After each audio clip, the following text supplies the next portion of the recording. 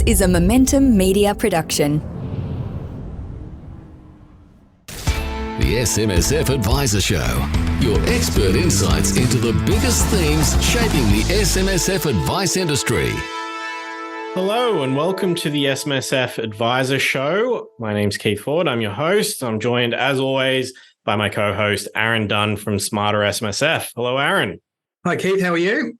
I'm doing very well. Thank you. Yourself? Not too bad. I'm off to the sunny Gold Coast for the SMSF Technical Summit this week and, of course, their 20-year anniversary dinner. So, looking forward to getting out of cold Melbourne. Right, and just skipping all the sessions, heading to the beach? Yeah, pretty much.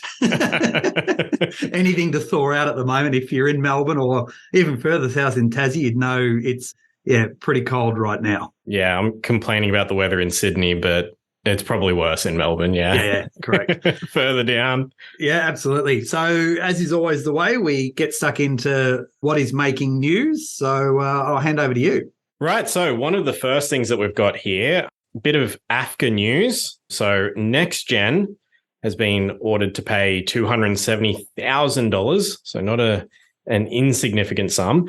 But essentially, that is on the back of some inappropriate financial advice regarding a residential investment property and a fund that was wound up. And the super trustee, it was WJ&V Draculis Super was the fund there and the trustee.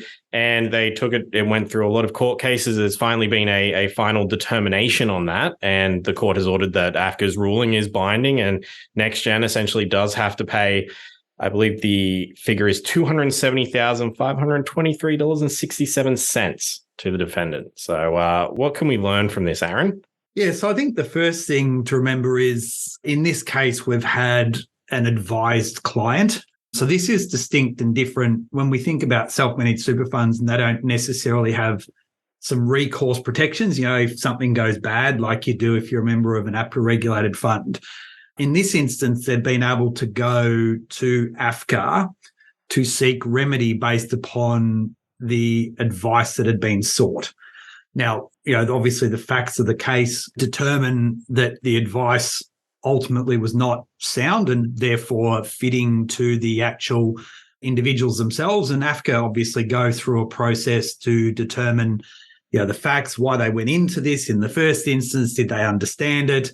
There's obviously a whole range of costs involved in the fund as well. And that's why we have an initial amount of about $175,000 that was invested, but they've actually received a compensation payment, sort of circa $100,000 more, because what AFCA ultimately does is they look at the investment made, the potential foregone returns of what that investment did, plus the costs that were associated with it. So if we think about accounting costs and audit costs and so forth, and then once that determination has been made, then there would be any interest that would be applied from that point in time up until the final payments that's been made as well. So in this viewpoint, like I said, there's clearly been a position where AFCA has found in favour of the trustees of the fund, and it's one of the very few times ultimately where a trustee has been able to successfully get their money back. And I guess that's one saving grace in relying upon advice, is that there are ways in which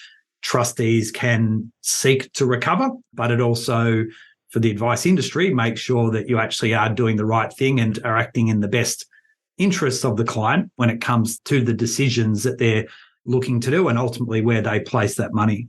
One of the things that NextGen was essentially arguing in federal court was that basically the debt was not due and payable as an AFCA determination because they don't have the effect of creating a debt enforceable by the way of statutory demand. It used previous cases, the Q Super case, which looked into whether determination made by AFCA could be an exercise of judicial power. And basically the federal court ruled that, yes, no, this AFCA determination stands.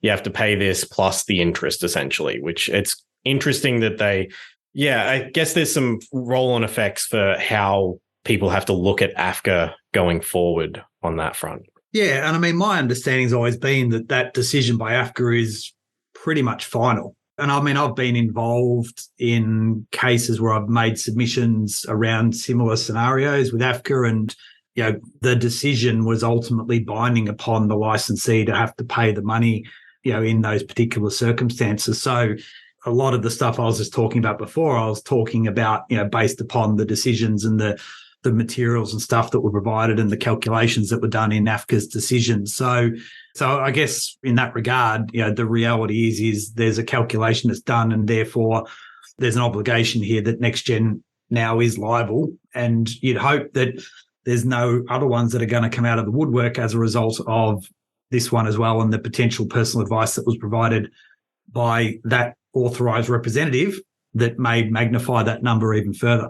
Yeah, for sure. And there is that, I guess, a bit of concern amongst advisors at times that there is just, once there's been an AFCA ruling, there's basically no recourse for you. It is essentially whatever AFCA says, that's what it winds out being. Yeah, correct. And I guess, the flip side to this is ASIC is regularly enforcing the full brunt of the law to those that are working in this space with SMSFs without license.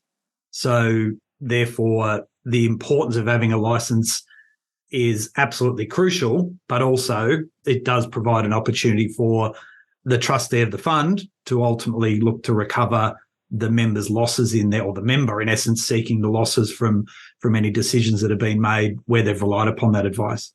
Yeah, absolutely. And I guess on the topic of ASIC, it does kind of take us through to our next piece of news, which was around 8 self-managed super fund auditors that had some actions taken against them by ASIC. 5 of the auditors were actually disqualified by ASIC, with 3 getting some additional conditions put on them. There was a big crackdown at the beginning of the year with ASIC cancelling the registration of 374 auditors for self-managed super funds, essentially because they failed to lodge their annual statements. That was for that one. But yeah, there's been, I guess auditors need to just be cautious that ASIC is taking a bit of a hardline stance. They're making sure that they're keeping on top of this stuff, and just, you've got to be doing everything by the book. Yeah, and what you also need to remember here is that the ATO is the one that refers to ASIC. So the ATO will spend a lot of time looking at the level of skill undertaken by an auditor through the audit process. They have their audit the auditor program. They will look at and test the quality of audits that are getting done on various sizes of organisations and stuff. And where there are deficiencies, then quite clearly where they see it as being appropriate, they will refer to ASIC, because they are, of course, registered with ASIC to be an approved SMSF auditor. And it's there based upon the facts of the case put before them as to whether they will determine whether to disqualify or put some type of caveat on their audit registration, of which they would need to show improvement. Otherwise, in essence, they'll be disqualified in their own right as well. So a system that needs to be well functioning, I think, needs to have a very robust audit industry. And really, we're seeing a much heightened expectation, in particular since July of 2021, where we saw a fairly dramatic shift in who's doing audits and the number and the independence rules that came in around that.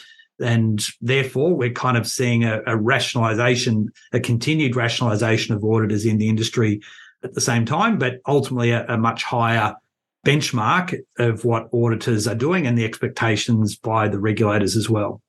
Yeah, and I guess that is one of the things that within that story, ASIC Commissioner Daniel Press mentioned, was that in the last year, they've acted against 26 SMSF auditors for failing to meet these independence and auditing standards, or, as she mentions, whose conduct called into question the integrity of SMSF audits. And then she then goes on to mention the vast amount of money that is held in these, a little over 600,000 SMSFs. I think she put the number at 865 billion in assets. So it's not surprising that ASIC is trying to make sure that everything's being done the way that it's meant to be done, I guess. Yeah, absolutely. And the reality is, and I was only saying this to someone recently, that we have a system here that is the most unique retirement system in the world, where you get to hold on to the checkbook of your own retirement savings. And therefore, the audit function is an important function in here because it makes sure that the trustee who is, in essence, holding those purse strings for their own retirement is actually doing the right thing, both on a financial perspective, but also in a compliance context. So the audit framework within the SMSF industry provides a really important role because they act as the gatekeeper to the regulator to make sure that we end up with a well-functioning system. And by and large, it works. The ATO is there really only having to focus on the 1 or 2% that do it wrong. And therefore, those sort of things actually create all the stories that, SMSF Adviser talk about, I train on and so forth. But, if it's those sort of percentages, well, then we do actually have a fairly robust industry and by and large, well-functioning that I keep going back to. And that was something that Jeremy Cooper did back in 2010 with his super system review. Yeah.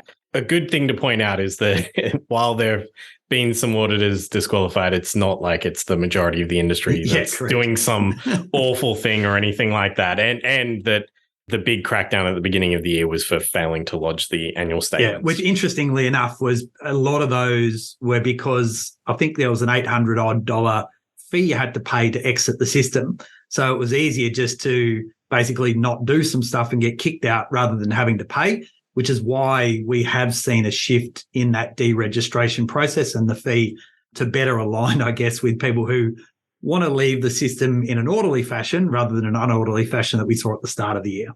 Yeah, and I guess, it's a win-win for the auditors who don't want to keep doing things. They don't have to pay their $800, and ASIC gets to spruik that there's been a crackdown on compliance. So yeah, they get to tout that 413 SMSF auditors that have been had their license cancelled. So yep. But then moving on to the next thing, we were just going to touch on the Super Concepts news, which essentially there were quite a few staff that were cut from Super Concepts, the big restructure. It was sold early last month by AMP. The business was purchased by Pemba Capital Partners, a private equity firm. And so the new management of Super Concepts now being led by Matthew Rowe. And they've had quite a large restructure. And obviously a lot of people within the industry are now, I guess, searching for new employment. Yeah. And I think, as unfortunate as the circumstances are, and I know plenty of people in there that have been impacted by this, the reality is when new management come in, new management means change. They come in with a vision of what and where they want to take the business. And, the people that have come in, led by Matthew Rowe have all got administration experience and obviously having worked within the SMSF sector for some period of time. So equally, whilst there is a level of a chapter being closed in the business for them, they would be seeing this as a half glass full in terms of what the opportunity presents for that business. And it will be fascinating to see that evolution of what the business would look like, in 12 months' time and in a couple of years' time. And no doubt, as we see things progress within that business, we'll see what the full impact of these changes are going to mean. There's been a fairly diverse offering across Super Concepts. We've seen large acquisitions in previous years of administrators and so forth, and we saw education for that business and so forth. And there just appears to be a rationalisation back to its core. And therefore, what that looks like going forward will be something that, I'll follow with a lot of interest. Yeah, and I don't think there was any solid number on how many people were let go from the company. I know it was around 500 that were moved across from AMP as part of the sale, but I'm not sure we ever got a proper number, which obviously with these kind of things, companies aren't often keen to cite the actual numbers. It doesn't really have any benefit for them to be telling you how many people they've fired. So, yeah, absolutely. On a slightly different track, we've got one more thing that we wanted to touch on, which was around some disputes in death benefit nominations within SMSFs. Just had some information about the case. It was, what was the name of the case? Williams versus Williams. That's it. And so essentially everything within the nomination was done by the way that the terms of the trust deed said, except for one key bit, and that kind of derailed everything. Would you be able to explain a little bit on what happened there, Aaron? Yeah, so ultimately it comes down to whether the trustees and therefore the member, in this instance where the nomination is being provided, have you followed explicitly what the rules of the fund say? And this goes back to Hill and Zuda, which was the High Court decision last year, but also it can go back to a range of state-based court decisions around death benefits as well. And ultimately is what your deed says goes. So if your deed says for a nomination to be valid, you need to jump over a chair, do a somersault on a bed, and then hand it in your left hand to one trustee, then you would need to demonstrate that that has occurred. Now, that's pretty extreme, but that's the context that the minutiae that the courts are looking at here, because was it served to one person or did it need to be served to all parties that are involved in this for that nomination to be valid or not? And this is what we're seeing challenges on now with these decisions, because the first thing that the courts are doing is saying, well, what deed is the operative deed? So has the chain of documents actually been updated correctly? And therefore, once we've determined what that chain is and whether there's any breaks in that chain, we can be satisfied that that's the document or the deed that is being applied. And therefore, is the death benefit nomination actually following the right deed to help determine whether it is valid or not as well? So these are the arguments and the minutiae that we're seeing about these challenges. And again, it's going back to the $860 billion we were talking about before. There's a lot of money in here, and therefore it is up for debate and up for challenge. And in this Queensland case of Williams & Williams, it was all about the minutiae of whether that had been, in essence, provided and in the form that the deed required. Yeah, simple as that. That's it. So even though they filled the nomination out in complete compliance with the requirements of the trustee, because it wasn't given notice of the nomination to a second trustee of the trust, it then just all falls apart, essentially. Yeah, correct. And so it does come down to plural or singular.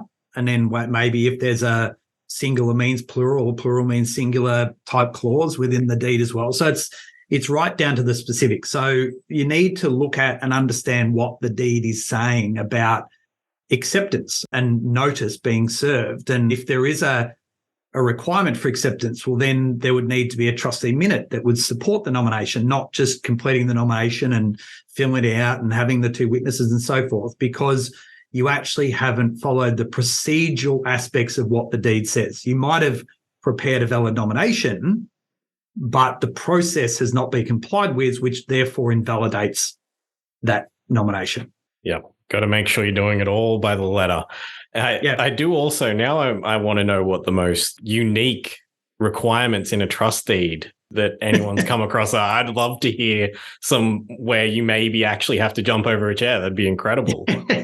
Yeah, so I think all jokes aside in that regard, the reality is there are different deeds that say different things. So one of the most crucial things that we've seen since or with that Hill and Zuda decision that really ratified what we'd seen historically is that the deed is what we must follow within SMSF land, not SIS Regulation 6.17a. Now, the problem that we do see in a number of deeds is that it says you must prepare a nomination that complies with the superannuation laws. So what ends up happening is the rules, the law, case law says you don't need to follow what the legislation says, you follow what your deed says, but your deed then imports those rules back in again that then create a lot of confusion and potentially friction when we get to different case law decisions that have occurred over time. And I can think of, half a dozen sort of off the top of my head where it has come down to that minutiae of an interpretation of what the deed says and then what the process is to validate that particular nomination. Got to keep on top of the details. Absolutely. All right, well, we're going to take a quick break now. When we come back, you're going to hear an interview with Rebecca Mihalic, who's a director of Business Depot and the head of accounting for Ignition. We're going to be talking about the shifting technology landscape for SMSF professionals.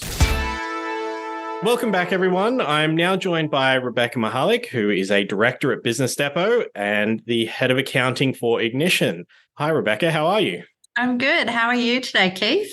Very well, thank you. We've got you on today to talk a lot about the shifting technology landscape for SMSF professionals. But before we kind of jump into all of that, I thought it'd be good to get you to do a bit of a rundown on who Business Depot and Ignition are and how it relates to the SMSF space. Yeah, so Business Depot probably relates a little bit more to the self-managed super fund space for the purposes of this conversation. So Business Depot is a Australian Eastern Seaboard accounting and business services firm. Actually, it's not really a firm. We're a business solutions provider. So at our core, and what I do is accounting, but we have a very large legal offering, marketing, HR, really everything that a business needs to succeed. They can come get that from Business Depot. Me personally, I am an accountant and one of the accounting directors, and I have been working with self-managed super fund clients for a good 20 years now. So a little bit across the way the technology has changed in the last couple of decades. Say it like that, it sounds so long. And then Ignition is a part of my tech stack that I actually use to service self-managed super funds. It's engagement and payment software. So we use that to engage all of our super fund clients, set out all of our terms and conditions, and take payment from them to make sure that all their accounting fees are being paid from the right accounts. Anyone who's familiar with super funds knows how important that is. And Ignition doesn't just do that for super funds, it does it for pretty much any professional service out there. But I also have that dual role where I'm their head of accounting. Lovely. It certainly sounds like you're the right person to talk to about this kind of stuff. I hope so. So I thought we'd jump in. It's a bit of a hot topic at the moment. We're going to just try and figure out how exactly AI and automation is changing the way that SMSF professionals work. Yeah, so when we think about AI and automation, particularly the AI, there's this conversation sometimes that occurs in our world that it's going to take away our jobs or make things so easy that we don't need to touch it. None of that's really accurate. However, there is a lot to gain out of putting together automation, great workflows, and leveraging AI in self-managed super funds and with the technology. When I think back to my very early days working with self-managed super funds, and one of the first big funds that I worked on with one of my team members, we sat there and we entered daily buy and sells inside one of our clients' portfolios into the software, line by line for multiple investments. My colleague would start at one end of the report and I would start at the other, and we would meet in the middle just to get it done. Now, who wants to do that? Nobody. So we shouldn't be afraid of the fact that technology is taking over those items. So we get a lot of that data now through things like bank feeds and applying bank rules over transactions that are occurring in our super funds to allow us to streamline that process and get 80% or 90% or even 100% of that data in. That's really quite basic and not offering anybody value. I can tell you now, my clients do not get any value by me staying up until midnight with Susan processing super funds from one end of the other transaction. It's just nuts. But further to then just getting rid of those bits, it's all about this real-time access to data. And it's not just for super funds, it's consistent across any of the clients that accountants are working with. If we can have real-time access to their data, we can give them real advice. So when we're talking specifically about super funds, if we're looking at something like BGL has just got a new partnership with Duotax where we can get quantity surveyor reports and property valuations into the super fund in more of a real-time environment, as opposed to, waiting until the end of the year, getting our clients to find a real estate agent that'll actually do it for them, this really long process. So making things a little bit more connected so we can have the value of our clients' funds and what's going on in them in real time and talk to them about what's happening. Now, I'm talking purely from the accounting point of view, not a financial planning point of view, because I'm not a financial planner, but the planners that we work with, and we have planners at Business Depot, definitely get a lot of value out of that real-time access to super fund data and could not do their jobs without it. Yeah, it certainly sounds like it's getting rid of the stuff that you don't really need to be wasting your time on. Absolutely. And there's like great advantages for us as accountants on recoverability on that end, because if you get a few of those line items that you're entering manually wrong, or any of that information doesn't go in quite the way that it should, or it takes a lot longer than you expected, we have, write-offs, or we can't necessarily always on charge all of that work to the clients because if they don't see value in it, they're not going to pay for it. So getting rid of that low value work is really an amazing thing that we can do with AI and automation in super funds now. Yeah, absolutely. And it certainly sounds like there's a lot of positives there. Are SMSF professionals, are they going to gain from these leaps in technology? Absolutely. It makes the jobs a lot, not just quicker to get through, because I don't think that that's actually probably an accurate statement. There's still a lot to go on inside a self-managed super fund. The self-managed super fund environment is highly regulated. So we probably as accounting professionals need to be focusing on making sure our clients are compliant with some of the more difficult things, as opposed to worrying about every single line item that goes into the super fund, or making sure that all the corporate actions are occurring manually. So I'm thinking about things like T-bars. So they're all due now quarterly if there has been a change in a fund. Unless we have this access to data, we don't know if these things are occurring and wouldn't actually be able to help our clients stay compliant, because these items from 1st of July for all super funds need to be lodged quarterly. It will to be able to supply that to our clients puts us ahead of maybe an accounting firm that's not leveraging technology in the same way, doesn't have the data feeds, isn't working with their clients regularly. So accountants who embrace this change and really lean into the way technology can help this space will have a competitive edge and should hopefully be able to charge more for it than the guy next door who might still be doing things a little bit more manually. Yeah, well, also, I have to assume being able to perhaps see a few more clients when you're not doing all of those manual tasks. Yeah, absolutely. And even if we, can't see more clients or add more clients based on this, we are going through a resource stretch at the moment in the accounting industry. There is not enough people around to do the work, and at all levels of the organization. So the more that we can lean on technology to take away those easy bits means it's less time that we have to spend late at night and on the weekends catching up on stuff. Absolutely. And so how does the SMSF technology that you use fit inside your current tech stack? Is it just kept as a separate part of it, or is it a bit more of a holistic view?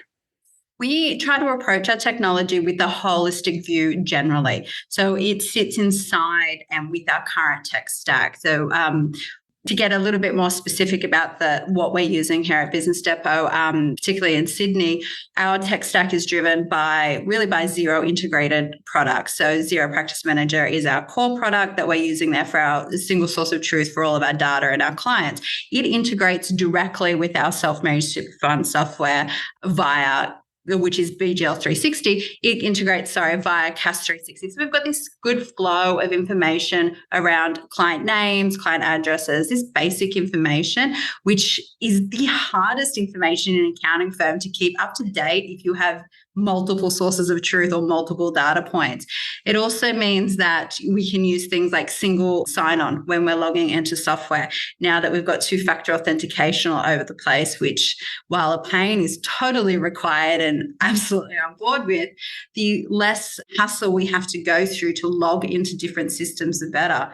I was on a call with someone this morning talking about some new technology for identity verification, which is required for tax agents and new clients moving forward from 1st of July. My big comment in that call was, I'm really looking for less tech in my stack, not more. So the technology that can do more things than less things, happy to slot that in there.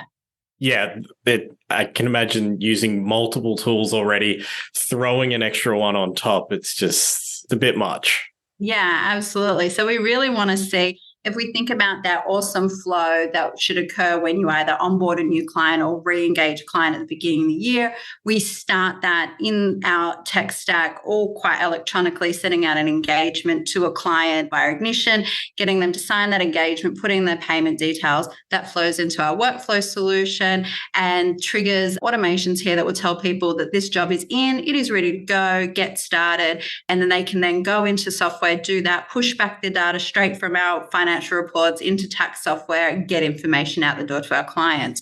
Now, I simplified that process hugely, but, and then across all of it, this trying to, as much as possible, use common e-signing solutions so that we don't have to be logging into DocuSign and different packs all over the place, but really just using one product in one place.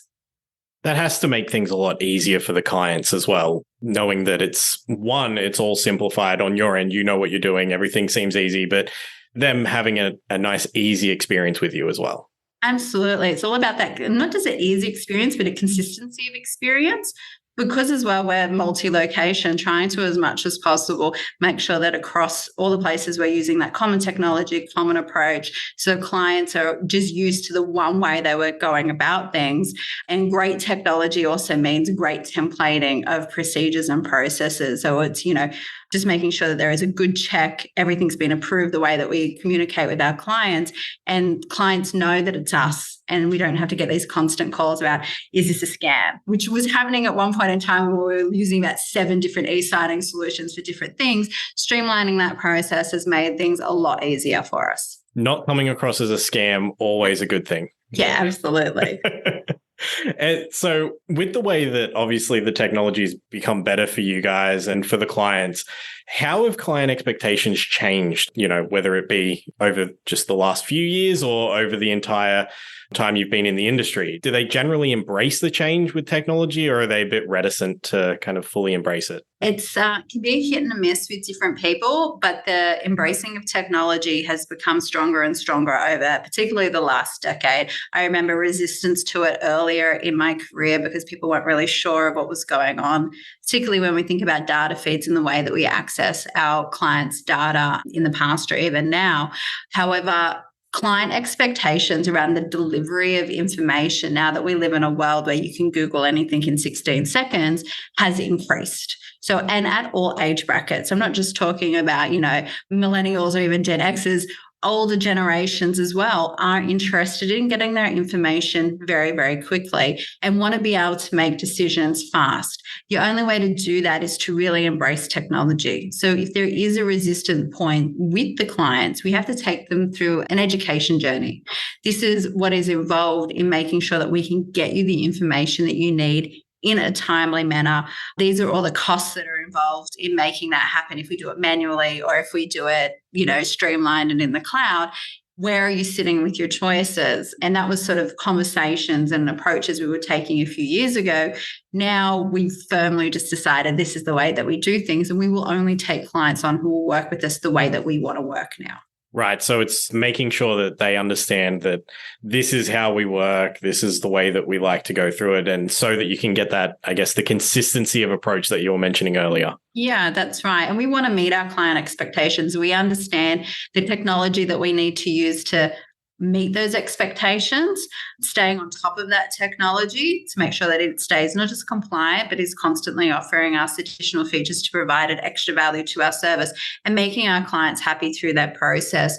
If we can deliver on those ends, which we try to constantly, then the client has no problem with the technology that we're using because they see that as part of the delivery tool of working with us. Right. And does that kind of move on to things like mobile applications that you can use with it? And I have to believe there's a faster turnaround for clients as well. Yeah. The more information that we can get through directly through cloud or through any of the data feeds that we have attached to our superannuation software is the faster that we can knock out basic things like even a quarterly report or an annual report and getting that information to our clients so that they can see what's going on. But further to that, with AI being able to process or putting some automation and memorizations around certain kinds of transactions, even if we're not touching something all the time, clients can log into the Superfund software on mobile apps and have a look at what's going on with their balances and not just see this static picture of what their balances were 7 months ago when we finished the annual accounts, but constantly having that updated. And that makes a huge difference, particularly in times that we're in now. The tougher things get, the more people want to understand their finance. And even if someone is not retired yet and not looking at their super fund amount for what their pension balance is and where their wealth is, but looking at how that's growing and looking to the future, everybody just wants more information about their financial situation than ever before, and rightly so. Yeah, absolutely. Like when economic times are a bit tougher, or there's, the inflation and everything that's happening at the moment, trying to make sure that you've got that right amount when you are coming time to retire, it gives you a bit of peace of mind. I did also want to ask you about whether the technological advances can help the resource burden that SMSF professionals, because, and all accountants in general as well, I'm sure, but SMSF professionals specifically, it's not a simple area of work. It's quite complex, and the resources to kind of work within that, I have to think the technology helps a bit there. Absolutely. And look, like I said before, technology will not replace humans. It's not going to replace the people who are doing the jobs. We're still here having to have conversations with our clients. We still need to check the data. We still need to check that the technology, run those little sense check items over that to make sure that things are being processed in the right place. And it's not just even a push on the resources and a potential lack of staffing, which is a bit endemic in the industry at the moment, but more every year we have more and more requirements. We have more and more obligations. There is more compliance, different changes to legislation, things that we have to keep up with. But our clients aren't going to necessarily appreciate a doubling of their fees every single year just because it takes twice as long. So we do need to come up with ways, and leaning on technology and the automation and great technology that supplies better automation and an easier process means that we can still deliver a cost-effective solution for our clients that continues to add value and keep them compliant and not lose out on our end, not suffer from huge WIP write-offs because it's taking us too long, and not miss out on opportunities ourselves. Still stay profitable, but not destroy the client's financial situation to stay profitable. Right. Find that balance between increasing the fees to the level that you need for your business to actually, function as a business, but not gouging clients, obviously. That's right. Yeah. So I did want to kind of ask a little bit more on the AI side and how exactly that's kind of being implemented, just because it's such an interesting area, I guess. Well, when we're looking at AI that we're using, and, it's really funny when I think about AI, so immediately robots spring to mind.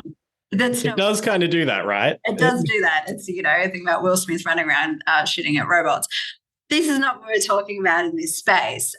It's more about the technology being taught and being and understanding what it is that we need from it. So when we're having a look at specifically, our self-managed super fund software that we're using now, it's almost like a zero-touch environment when it's set up properly with the automations and the AI that BGL uses to get information in from multiple data sources, whether that's the investments that are occurring, like if our clients are invested in shares or a whole range of different things, or the bank information, property valuation reports, all this information coming in, and the accounting software knowing what we need and what it needs to obtain from the data to produce the reports. But it's teaching it as well. If there is something that's just common to that client, setting in the memorizations, teaching it that if you see something that looks like this, then this is how that needs to be processed. And just having that confidence that these things will continue to work while you're asleep. Now, I am not a dev. I don't know how they build these amazing things, but I get very excited every time I go to a new conference and they're talking about the automation pieces that can occur. And self-managed super funds are really leading the way in some of the cool things that are coming out at the moment. Yeah, I guess there's that first, when you use that kind of automation or AI tool, that first little moment where you're like, is it doing it right? And then you give it a bit of a check and you're like, oh, actually, this seems like it's really working well.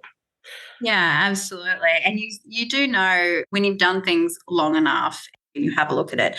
Like if something is out of place, we spot that relatively quickly if you're actually looking.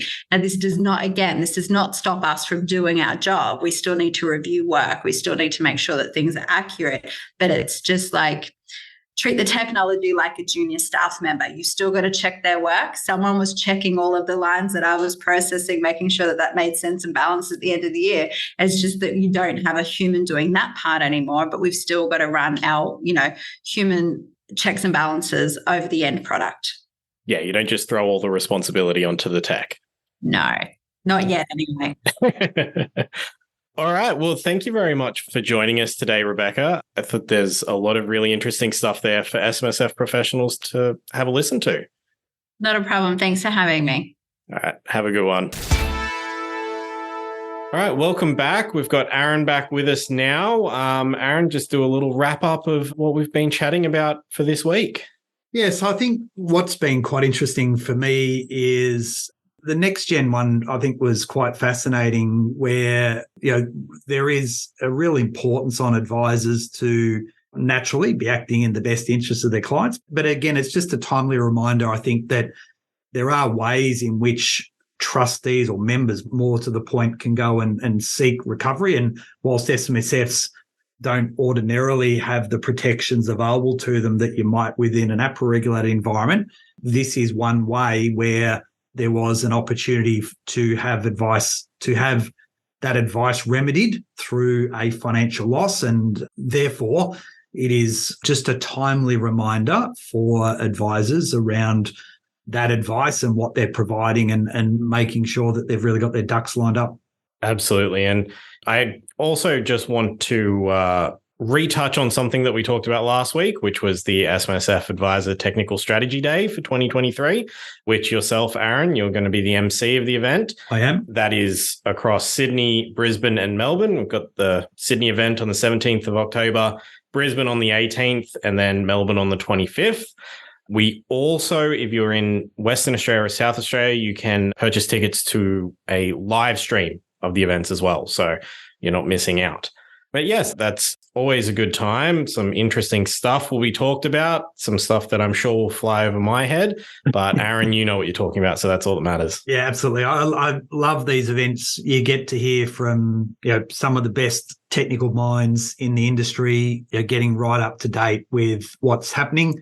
So therefore, if you are in Victoria, New South Wales or Queensland, I do strongly suggest you get along, take advantage of I think it's early bird pricing at the moment as well. I think we're in early bird at the moment, yes. Yeah, and for those of you in WA and SA, to take advantage of the live stream as well. So, yeah, it is a great lineup of content, expert speakers, and also to get to hear from the regulator as well. I think we've got until the 13th of September for that first release price. So get in while you can, I guess. Absolutely. And you'll find that on the SMSF Adviser website. So as is always the way, Keith, if anyone has any questions, comments on suggested topics or speakers, how can they get in contact with us? Yes, they can get to us at editor@smsfadvisoronline.com.au. If there's anyone with interesting trustee details they want to share, I'm happy to hear them as well. Very good. All right. Well, thank you once again for joining us for this week's episode of the SMSF Adviser Show. Have a great rest of the week and bye for now. The information featured in this podcast is general in nature and does not take into consideration your financial situation or individual needs and should not be relied upon. Before making any investment, insurance, tax, property or financial planning decision, you should consult a licensed professional who can advise whether your decision is appropriate for you. Guests appearing on this podcast may have a commercial relationship with the companies mentioned.